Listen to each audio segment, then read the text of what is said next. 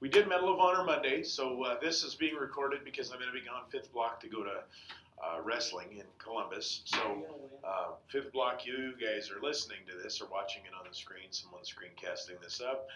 We did Medal of Honor Monday, so if you haven't done that yet, whoever is Medal of Honor Monday in 5th block, take care of that now. You can press pause on this and do your Medal of Honor thingy.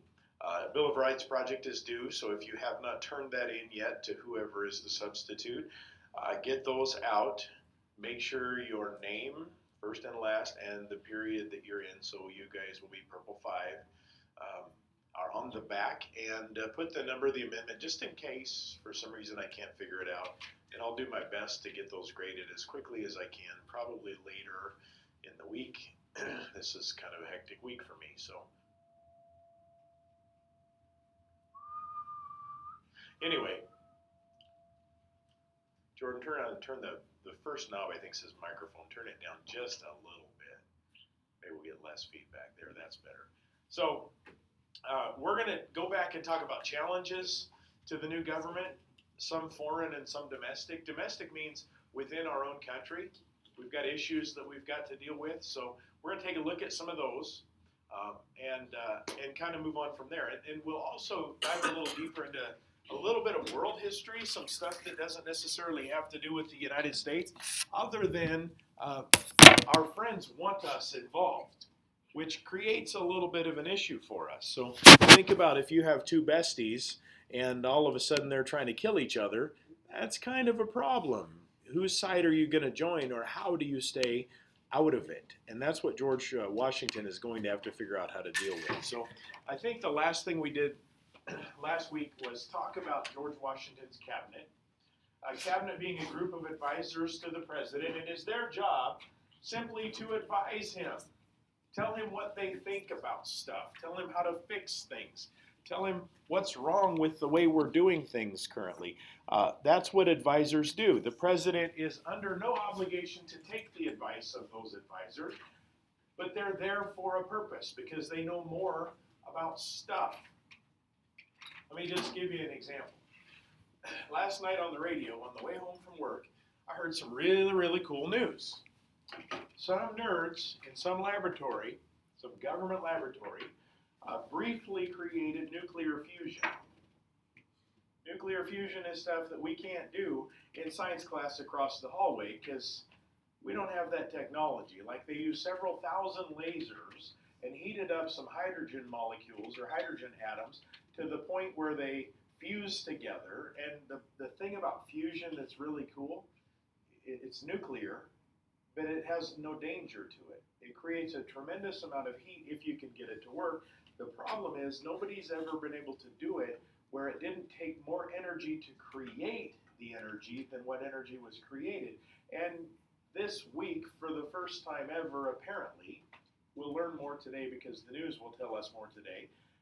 These dorks and nerds in this laboratory were able to create more energy than they used using hydrogen as a tool for fusion. That would be a tremendous leap forward in the creation of energy, because if we can use that to create electricity, what I heard on the radio, and this could be wrong, but a spoonful of water, which is hydrogen and oxygen, right, H2O, and the amount of lithium that's found in your cell phone could produce enough energy for a home for a year. That'd be a game changer. They say we're decades away from that because we just finally, for once, got something to work right, which means it's going to take a long, long time to do it, but it requires nerds in some laboratory that can figure that stuff out. You and I don't know that stuff. At some point, maybe you guys will be the nerds that figure that stuff out, but that's not in my wheelhouse. Just like I can't go across the hallway or go across the wall here and teach Mr. Zurich's math class because I don't know how to do that stuff.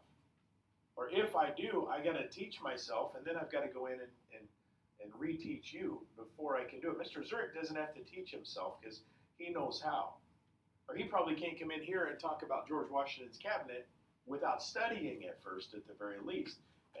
So all of us specialize in things, and that's what the cabinet, this group of advisors, are for. Thomas Jefferson's specialty is the Secretary of State. is to deal with the heads of foreign countries. So when there's issues going on in other countries, it's Thomas Jefferson that takes up the reins and deals with it. It's pretty rare that we send the President of the United States to another country to deal with issues. It's not rare for the President to visit other countries. It's not rare for the President to talk to other world leaders about things. But if there's something going on that needs immediate attention, Secretary of State,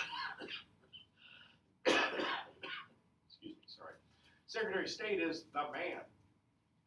It's a very powerful position. In fact, I would suggest, and this is my opinion, that the Secretary of State of the United States is one of the most powerful people on the planet.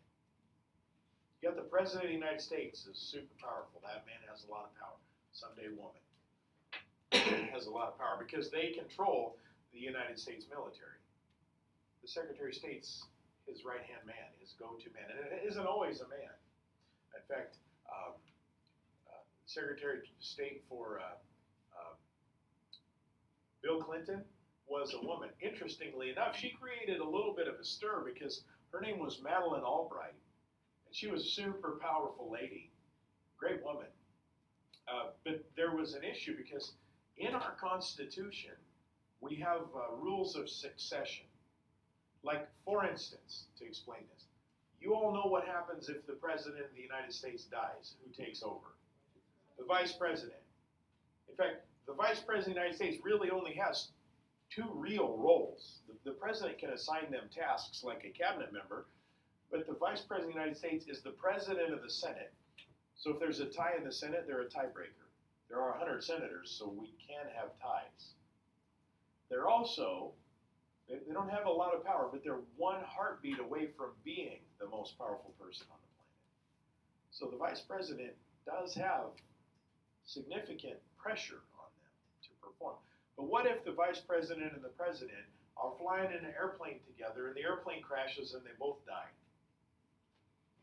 There has to be an order of succession. Because we could go to an election, but how long would it take to have an election where we have men or women campaign, and then we vote, and then we tally the vote, and then we inaugurate? It could take weeks or months, right? Or it would take weeks or months. Back then, even longer. So that's a bit of an issue. So they wrote rules of succession, and I might be wrong on this. It's something that you could Google very easily. But I believe after the Vice President, I think it's the Speaker of the House of Representatives, which is a very, very powerful position. After that, I believe, and I might be wrong on this, it's the Senate Majority Leader. And then after that, I believe it goes to the Secretary of State. So like, again, I might be wrong because this isn't something that I really have ever cared to Google. But I believe the Secretary of State is like 4th or 5th in line to be President of the United States. That is an appointed position. You don't have to be elected to be there. If President Biden called up and said, Mr. Bellamy, I want you to be my Secretary of State, I can be like, booyah, I'm in. No qualifications necessarily. Actually, when a president chooses a cabinet member, they have to be approved by the Senate. So you can't be just like a ding-dong doofus because the Senate's going to be like, no.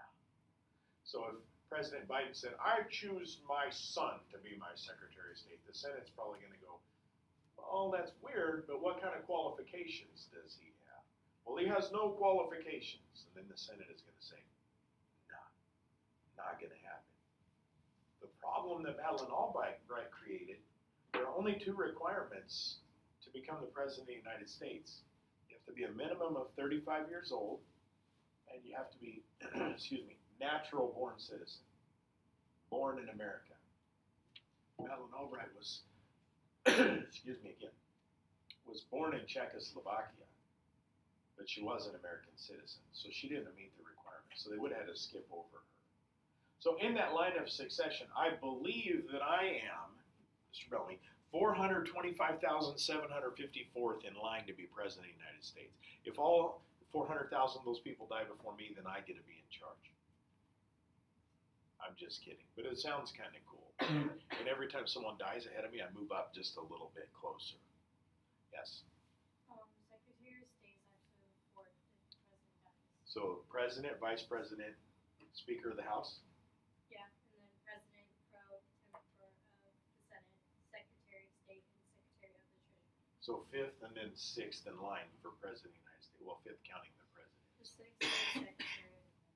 So these cabinet positions are very, very powerful people. But TJ, good selection because the guy knows everything about everything. Alexander Hamilton, many of your favorites just because of his musical. He's the Treasury guy. Sort of like if Dad wants to buy something, he wants to buy a new gun, he has to go to Mom to see if there's enough money in the checking account. That's kind of what's going on here with Alexander Hamilton, the Secretary of Treasury. Secretary of War is Henry Knox. I always find this one kind of curious that George Washington, the guy that won the war, needed an advisor when it came to war. Henry Knox. And the Attorney General, the only one that's not called a secretary, was Edmund Randolph. That's like the law for the government. So when the president has a question about his legal authority to do something, this is his go-to guy. He's going to go to Edmund Randolph and say, hey, listen, Eddie, is it okay if I blah, blah, blah? And Edmund is going to say, the Constitution says no. So he's the guy that knows the Constitution. He's the guy, this 8th grade teacher gave him a pocket Constitution. Claire definitely lost it. No, it's actually in my trapper. You haven't lost it yet? No, not yet. I can't wait till you're a lawyer someday and you're like, it's all because of Mr. Bellamy's pocket Constitution. You might be, you argue a lot, and that's really all lawyers do. So when we look at today's cabinet, it's a little different. This is today's cabinet. Look at all this. The Vice President, Secretary of State, Secretary of Treasury, Secretary of... Oh, wait a minute. Secretary of Defense. That's the only one that's changed. We've added a whole bunch, but before it wasn't Secretary of Defense, it was Secretary of War. After World War II, our government decided that Secretary of War sounded too much like we were trying to pick a fight. So we changed it to Secretary of Defense because there's a difference between fighting and defending. It doesn't sound as cool either. Secretary of War. But anyway, Secretary of Defense, Attorney General. So those are the same. But then we've added Secretary of Interior, Secretary of Agriculture, Commerce, Labor, Health and Human Services, Housing and Urban Development, Transportation, Energy, Education, Veterans Affairs, and Homeland Security. This one, Homeland Security, is the newest of them. It came about as a result of 9/11. So after 9/11, we thought we need to find a way to make ourselves safer in airports, for instance. That's just one example. So that we don't have some jackwagon terrorists hijacking planes and flying them into buildings. So things changed a lot. If you flew on an airplane before 9/11, you didn't because you weren't alive. But when I flew on an airplane before 9/11, it wasn't unusual for the pilot and the co-pilot to leave the door of the cockpit open. Like you could literally look down the aisleway and you could see them flying the airplane, and you could see all those. If you've ever flown, you walk past when you walk into the plane. There's like thousands of switches and gizmos and dials in there. You could see them all, and they're flipping them and they're reading through the book and they're checking everything off. But then after 9/11, close and lock the door. Nobody's getting in there because nobody's hijacking an airplane. Nobody's sneaking a gun in because you got to go through metal detectors just to get in. Before 9/11, that didn't exist. You even have to take your shoes off because some jackwagon figured out that he could take the soles of his shoes out and put plastic explosives in, blow up an airplane that way. So that's the reason we take our shoes off and our belts off and all the coins out of our pocket and our wallet and our cell phone and all that stuff has to come out. And all of those people that make you do that stuff at the airport work for the Secretary of the Homeland Security. That's their job. Their little shirt says TSA, Transportation Safety Administration. They work for that department whose job it is to make sure we're safe from stupid crap like that. So that's why you have to have 3 ounces or less of shampoo in a bottle or lotion in a bottle, unless you're packing it underneath, and because any of that kind of stuff could be some sort of propellant or explosive. So safety, safety, safety. But these all serve because the president asked them to. If the president doesn't like their advice, what's he do? Fires them. Put someone in there that you trust. Does that mean sometimes they aren't positions that are favors for people? Yeah, they're nice jobs. So if the president owed me a favor, he could say, Mr. Bellamy, I'm going to make you the Secretary of Transportation because it looks like you're a good driver. Okay, well, Secretary of Transportation has to do a lot more than just drive a car. What's the most efficient way for us to move people and goods across the country? So they have to deal with railroads and trucks and cars and highways and bridges and all sorts of different kinds of things. But this is a lot bigger cabinet because our population's bigger, our country's bigger, our needs are bigger, our concerns are bigger, and we've specialized a lot more than what we were 200-300 years ago. So when we look, this is a picture of, it's at least a year old, so it could be outdated. There could be different people in this. But this is what President Biden's cabinet looks like. Notice the diversity. You got some old white guys. You got some old white women. You've got some African Americans. You've maybe got some Hispanics. There's black, there's white, there's young, there's old. There's even homosexual. The guy clear on the left side, his name's Pete Buttigieg. He is married to a man. So there's no requirements other than you've got to have the knowledge and the skills. You don't get turned out of a cabinet position because of the color of your skin. You want the best of the best. And at least according to President Biden, these men and women are the ones that he wants advising him when it comes to stuff. I believe Secretary of Transportation, by the way. I'm not sure the other ones. Of course, Vice President Kamala here. But not very familiar with most of them. Then we look at all of that diversity in color and differences of origin. And then we look at George Washington's cabinet, and it's 4 old white guys. What do you think it's been for most of history? Old white guys. So when we see this kind of diversity, that's relatively newish. That's probably more diverse than the president before, the president before, and the president before. Can you get a whole lot more diverse than what that is right there? I don't think so. That seems to be a pretty good spectrum of a little bit of everything. As long as they're the best people on the job, I don't care, and neither should you. I don't care what your sexual orientation are, what your skin color is. If you're the best person for the job, I want you giving advice to the President of the United States. So, cabinet, a group of advisors to the President. Inaugurate is to swear in. Precedent is an example or a first. Somebody give me an example of a precedent set by the President, by George Washington. Mr. President is a precedent. So what are we going to call him? Mr. President. Stayed that way forever. Any others? How long did GW serve? 2 terms. That was a precedent that lingered all the way up to Franklin Roosevelt in the 1940s. 2 terms was enough for George Washington. It's enough for me. They aren't necessarily law. There is no law that says that the President of the United States must be called Mr. President. So it's a precedent that was set. The first day of class when I walked in, what did I say to you? Good morning, doorknobs. Okay, so that was a precedent that was set.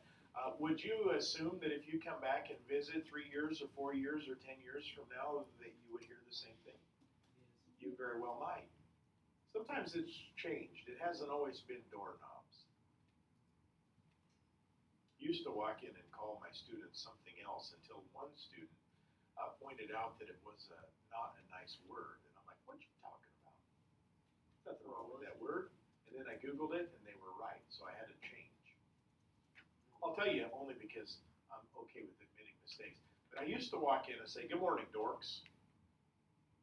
And not a nice word. There's a door. Yeah, you shouldn't call her that.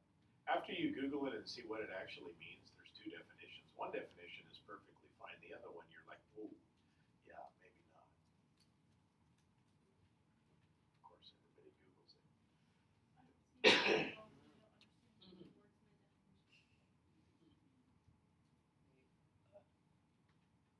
Do you understand why now that you can't call somebody that? Yes. Yeah. Like one of the definitions is like weird or strange, right? Well, the other definition is the one that's inappropriate. So those of you that are good at Google, you like, yeah, I get it. So don't call people that because it's not nice. It's rather obscene. Come on, Mr. Valley. What, you couldn't find it? No, I did. I didn't find it. Yeah, I found it. Has to do with the whale's anatomy. Anyway, let's talk tariff, because we really didn't go over this one. It's a tax on imported goods. Now, what's the difference between an import and an export?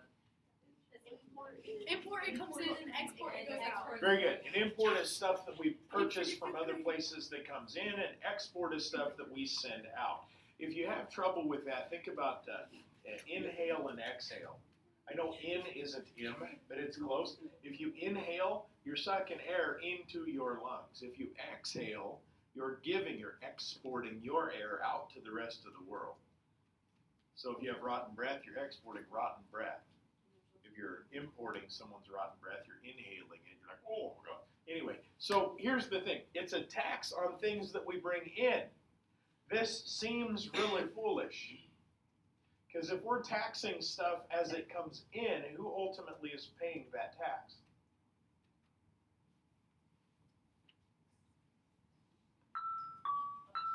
We are.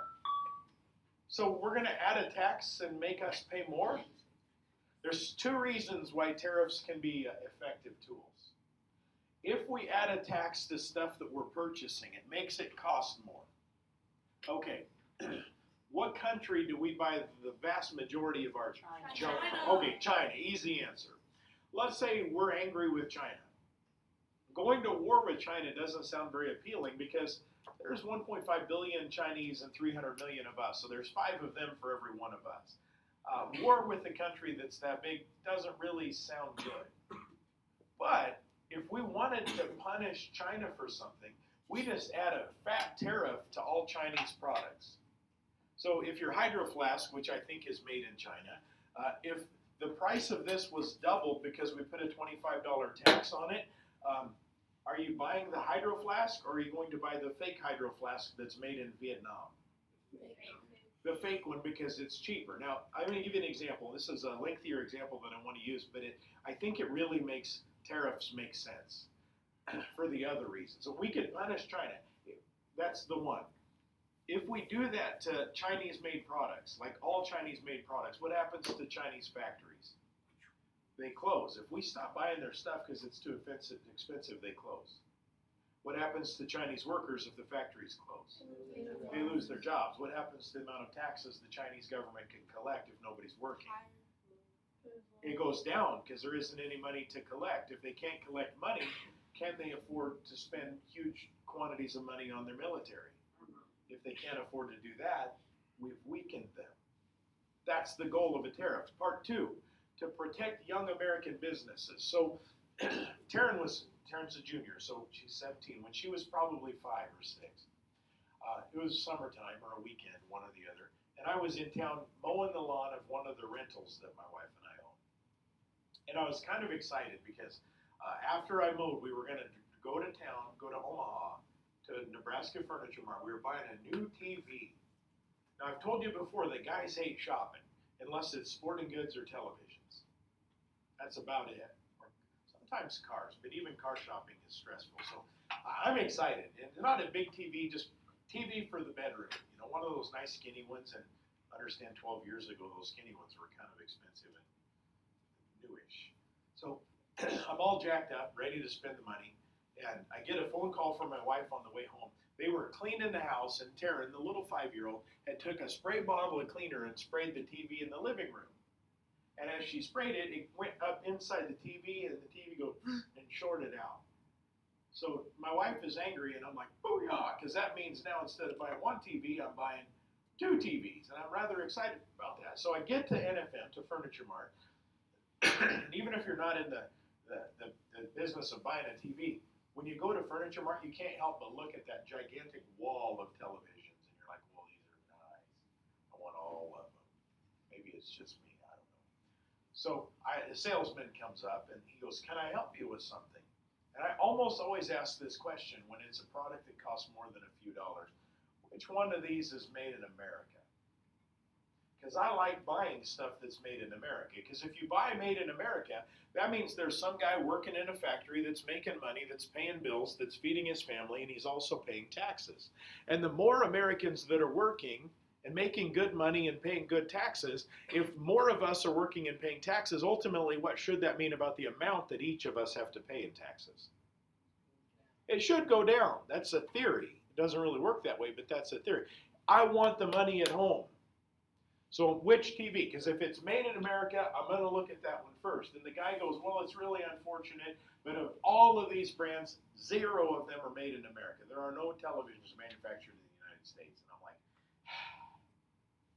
well, let's talk through the process of this, and we'll do it in really simple terms. Let's say we put a television factory in Blair, Nebraska. To attract good employees, how much do I have to pay per hour? I'm not talking about just normal workers. I'm talking skilled, good workers that I can count on and depend on.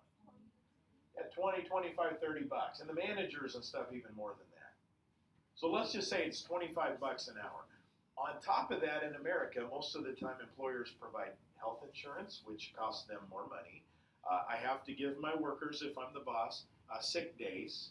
I have to give my female workers and my male workers time off when they have babies. So all of that stuff kind of adds up. $25 an hour plus. We'll just forget about the plus, but it's a big plus. If we build the same television factory in China, I might pay my workers $2.50 an hour. What about those benefits? They don't exist. So let's just say that the Chinese worker and the American worker takes the same amount of time. They both have the same skills. That makes sense. It takes about 4 hours in labor to make a TV. I'm making this up. It's just to give you this example. So how much labor do we have invested in the American television? 4 hours, $25 an hour. How much labor do we have invested in the American? 100 bucks. The parts to make the TV, they're 100 bucks. The plastic, the glass, the gizmos inside. Again, I'm just making all these numbers up. So how much does that TV cost to manufacture in Blair, Nebraska? 200 bucks. Let's go to Shenzhen, China. Large manufacturing city. Huge city. Shenzhen, China, $2.50 an hour. Takes 4 hours to manufacture the TV. How many dollars do we have invested in manufacturing? $10. 250 times 4, same amount of hours. $10. How much does the plastic and the glass cost? The same, $100. So how much is a Chinese TV? $110 compared to the $200 American TV.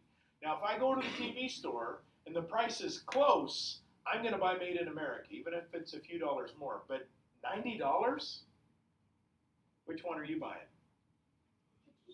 The cheaper one, because then you can still buy an Xbox game or a PlayStation game with that extra $90. So sometimes we add a tariff onto foreign-made products to protect American businesses.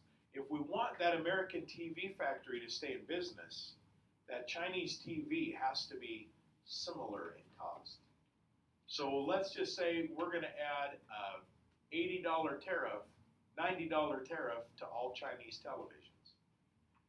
Now that tax, that $90 tax, makes that Chinese TV 200 bucks. The American TV is 200 bucks. Which one you buying?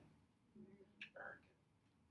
So it forces the price up on stuff, but as a result, there's 200 American families working in that factory that are feeding their kids and taking care of their families and paying taxes and going to the mall and going shopping and buying stuff, and it makes our economy grow faster and become stronger. So could China do the same exact thing to us? Yes. That's a fear that we've always got to deal with. So when we talk about buying a lot of stuff, probably all your Hydro Flasks or water bottles are made in China. What do we export? What leaves America? Yeah, for Nebraska, it's a lot of agricultural products. So are there other markets to purchase corn and beef and soybeans besides the United States? So we have to be aware of that if we put a fat tax or a fat tariff on Chinese products, the Chinese are going to turn around and do the same thing to us. So we have to measure it. Now, did they buy as much of our stuff as we buy of theirs? No, but it could be very harmful. right now, the tool that most of the good guy countries in the world are using against Russia, besides giving the Ukrainians some really good weapons, we've placed fat tariffs and taxes on almost all Russian goods. The Russian government makes almost all of its money selling oil. So if we put a tariff on Russian oil and make it more expensive than everyone else's, it's going to force the price up because it's taking Russian oil out of the market, but at the same time, it's harming Russia's ability to pay the bills. What happens in America when we can't afford to pay the bills, when our government can't? We borrow money. What happens when Russia can't afford to pay the bills? Let me ask you this. If you had a pile of money and you had to loan it to a government, would you rather loan it to the American government or to the Russian government? Which one do you feel would be more likely to still exist in 50 or 100 years with the ability to pay back the money that is owed to you? America. So yes, that's a great question. I'm glad you asked. But if we use tariffs on somebody, they're likely going to turn around and do the same thing to us. So we got issues with internally, domestically with Native Americans. We fight a battle of fallen timbers, and in the result, the Native Americans lose and they cede to us. Cede, C-E-D-E, is to give up much of the Northwest Territory. That is the area that was black on that map a couple of weeks ago that was Indiana and Ohio and Illinois and Michigan and Wisconsin and Minnesota. That's the Northwest Territory. It was Native American. Now, Indian wars are going to go on for a long, long time. We're going to have issues with them. Because when they're in an area that we want, we take it from them. What this ultimately does is create wars amongst the Indians also. So let me give you an example. If we look north, if you travel to the Black Hills, go to South Dakota. South Dakota is a beautiful place. Black Hills are one of my favorite places. You go to South Dakota. If you drive through a reservation in South Dakota, the reservation is most likely Sioux. There's multiple Sioux reservations in South Dakota. Their natural homeland was not South Dakota. 1,000 years ago, the Sioux did not live there. They were further east in the area around Wisconsin.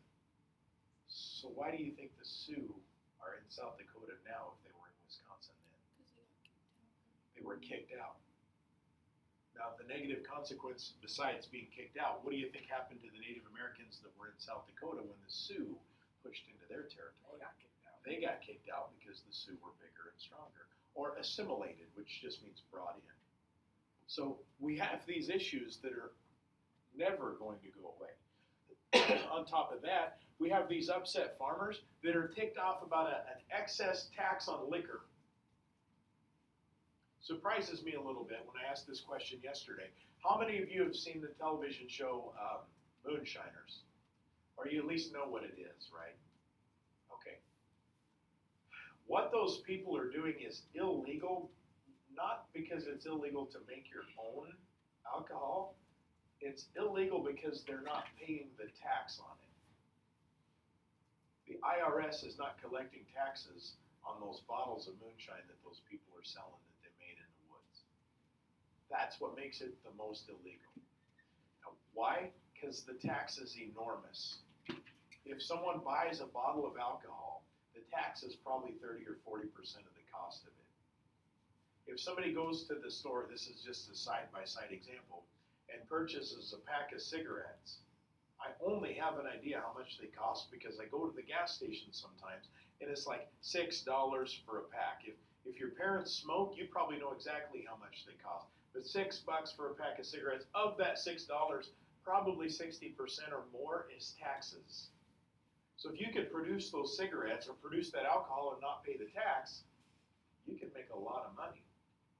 That's why they do it. So here's the thing. These farmers in western Pennsylvania are growing crops, but they find it really difficult to transport wagon loads of corn from western Pennsylvania back east where the market is. There aren't really roads and bridges and highways. It's just really difficult. But if they take a wagon load of corn, they can turn it into alcohol rather simply, and they got, instead of a gigantic wagon load of corn, a couple of barrels of whiskey that's actually worth more than the corn was anyway. much easier to transport. But the tax on that whiskey was tremendous. So here's what gets really kitschy about this. G-Dub, the President of the United States, actually leads the army to put down the Whiskey Rebellion. This group of ticked off farmers that didn't want to pay this tax. How foolish is it to send the President of the United States off to war? We would never do that today. That's a precedent that George Washington set. Now, Washington probably knew what he was doing, and I'm not sure Joe Biden or Donald Trump or Barack Obama or George Bush or Bill Clinton could do that. If we go back to the first George Bush, he was a bit of a war hero, so maybe he could, but yeah. So why does George Washington do it? Well,